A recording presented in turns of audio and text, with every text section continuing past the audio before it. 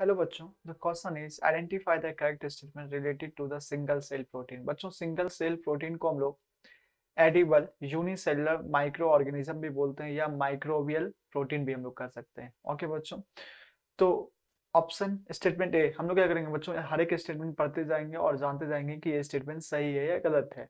बच्चों, conventional agriculture practice is not able to meet the demand of food at the rate at which human population is increasing.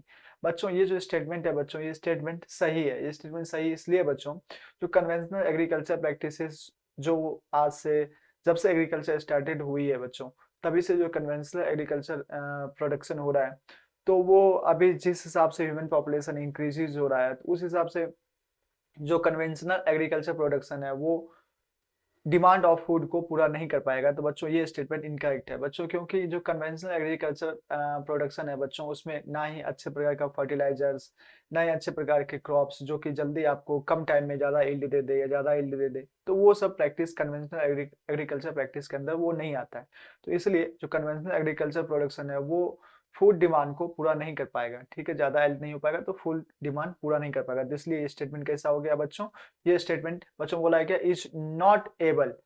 तो बच्चों, conventional agriculture practice जो है ये able नहीं है। तो बच्चों, इसलिए जो स्टेटमेंट है बच्चों, ये जो स्टेटमेंट है, इसलिए ये स्टेटमेंट सही है। ठीक है, अगर बोलता है conventional agriculture practice is able to meet, तो ये स्टेटमेंट इनकरेक्ट हो जाता। तो मुझे पता है कन्वेंशनल एग्रीकल्चर प्रैक्टिस हमारी जो फूड डिमांड है उसको पूरा नहीं कर पाएगी। ठीक है, आगे बढ़ते हैं। More than 25% of human population is suffering from hunger and mall nutrition. Yes, more than 25% जो ह्यूमन का पॉपुलेशन है बच्चों, ये सफरिंग कर रहा है भूखे से, माल न्यूट्रिशन से या न्यूट्रिएंट की कमी है। तो बच्चों, ये स्टेटमेंट जो है सही है। आगे बढ़ते हैं। Microbes are being grown on industrial scale as source of food protein. Yes, जैसा कि आपको पता है कि जो सिंगल सेल प्रोटीन होता है बच्चों, सिंगल सेल प्रोटीन, इसको हम लोग माइक्रोबियल प्रोटीन भी कहते हैं। ठीक है, या यूनिसेलुलर एडिबल माइक्रो ऑर्गेनिज्म भी होता है। तो बच्चों, ये सही है। Microbes are being grown on industrial, microbes को ग्रो किया जा रहा है इंडस्ट्रियल स्केल पे as a source of food protein. Yes, जो माइक्रोब्स जो होते हैं बच्चों, वो रिच सोर्स ऑफ प्रोटीन होते हैं। तो ये स्टेटमेंट सही है। ठीक, आगे बढ़ते हैं।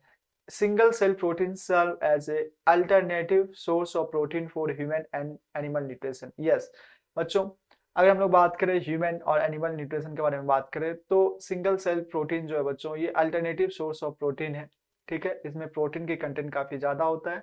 तो बच्चों, सिंगल सेल प्रोटीन जैसे स्पाइरुलिना, तो ये सब खा के आदमी प्रोटीन की जो है वो डेफिशिएंसी को कम कर सकता है। तो alternative source of protein for human and animal nutrition that is single cell protein, rich in protein होता है। तो बच्चों, ये भी स्टेटमेंट सही है। इसमें सारे स्टेटमेंट सही।